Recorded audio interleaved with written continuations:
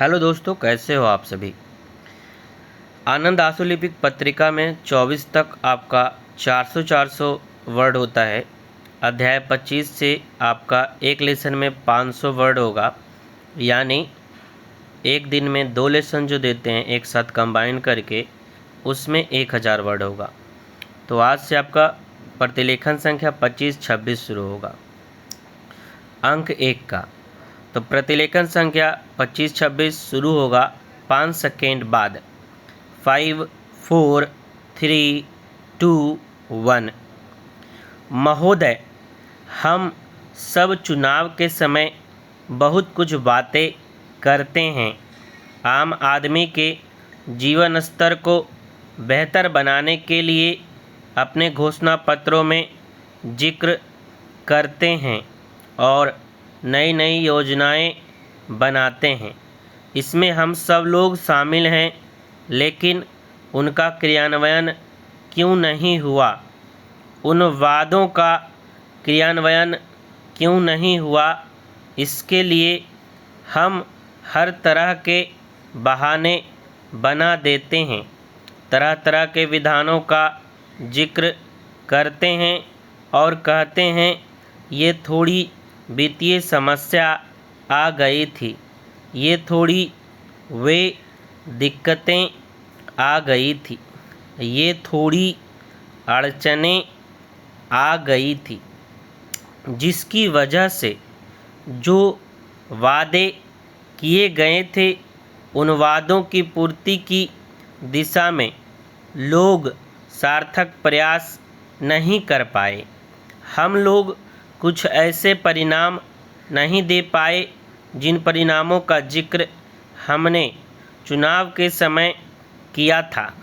इसलिए ऐसी स्थिति हो गई है कि राजनीतिज्ञों का अवमूल्यन हो गया है। राजनीतिज्ञों के प्रति आम लोगों की आस्था उठ गई है और उनसे लोगों का विश्वास उठता जा रहा है। जब हम लोग आम लोगों के बीच में जाकर यह बात कहते हैं कि हम उनकी बेहतरी के लिए कुछ कदम उठाना चाहते हैं, तो लोग हमें शंका की नज़रों से देखते हैं, आश्चर्य भरी नज़रों से देखते हैं और सोचते हैं इसके पीछे कोई न कोई राज होगा। इन लोगों का जो इस तरह की बातें कर रहे हैं, ज़रूर कोई न कोई उद्देश्य होगा और इसलिए हम लोगों को लुभाने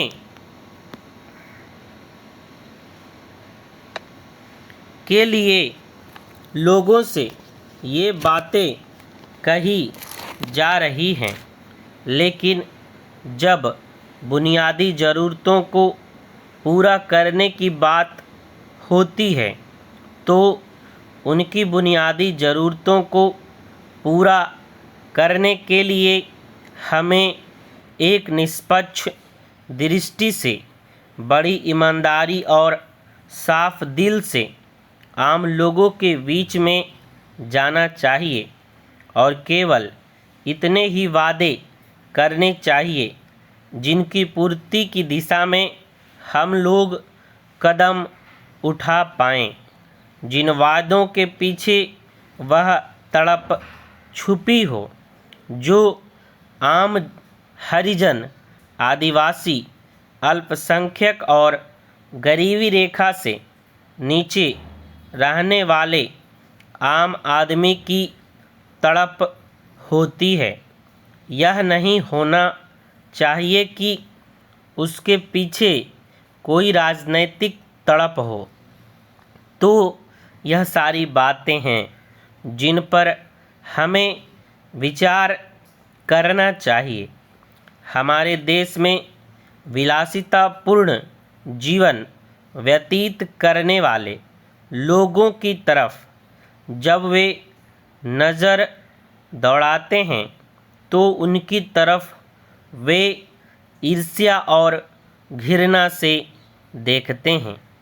ईर्ष्या तो संपन्न आदमी को देखने से होती है, लेकिन जब घृणा पैदा हो जाती है तो वह घृणा विद्रोह का रूप धारण कर लेती है।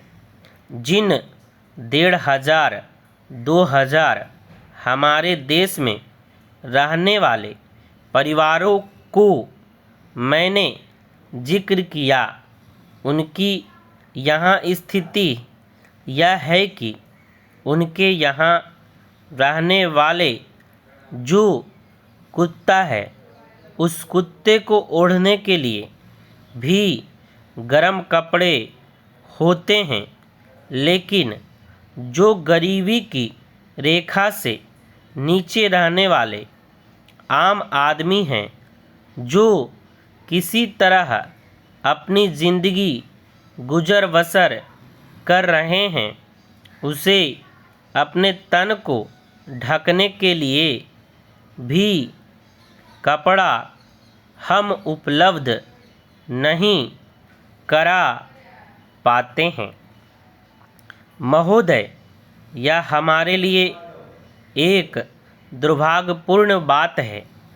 इन 1500 हजार परिवार में रहने वाले कुत्ते की स्थिति का जिनका मैंने वर्णन किया है, उनको पीने के लिए दूध मुहैया होता है, उनको गोश्त उपलब्ध कराया जाता है, उनको तमाम दूसरी चीज़ों का सेवन कराया जाता है, लेकिन आम लोग जिनका मैंने जिक्र किया, जो गरीबी की रेखा से नीचे रहने वाले लोग हैं, उनके बच्चे, उनका जो बच्चा 5 वर्ष से कम होता है, उनको हम 2 समय दूध उपलब्ध नहीं करा पाते हैं, ताकि उनका विकास, उनका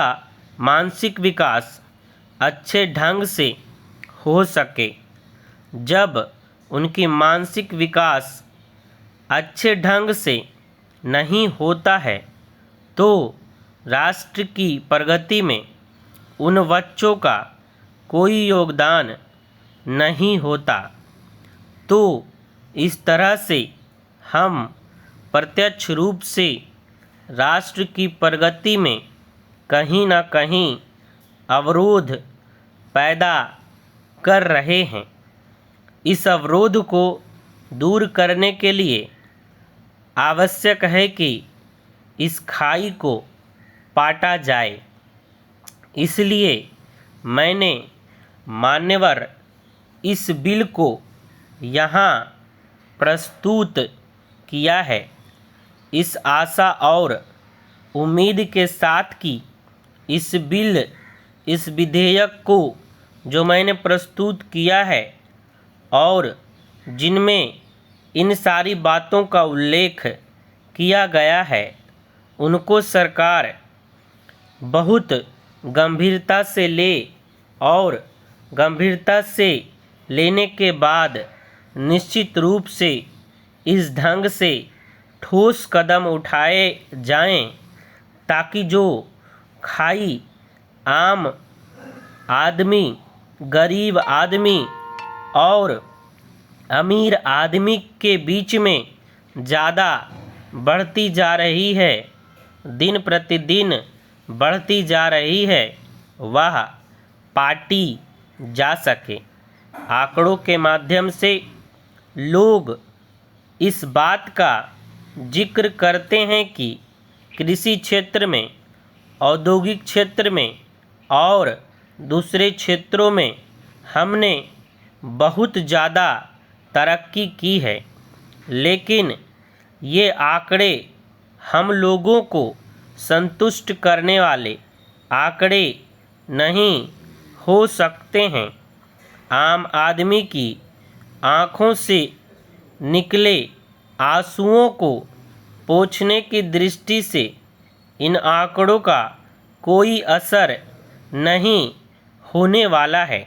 इसलिए आज इस बात की आवश्यकता है कि योजना आयोग को अपने निर्देश दें कि इस प्रकार की योजनाएं बनाएं जिनसे हम इन लक्ष्यों को प्राप्त कर पाएं, ताकि हम जो हमारे विभिन्न नेताओं का लक्ष्य था, वर्तमान सदी में हम विकसित देश के रूप में कहलाएं और हम सम्मान के साथ अपने देश का नाम विदेश में जाकर ले सकें, वह पूरा हो सके।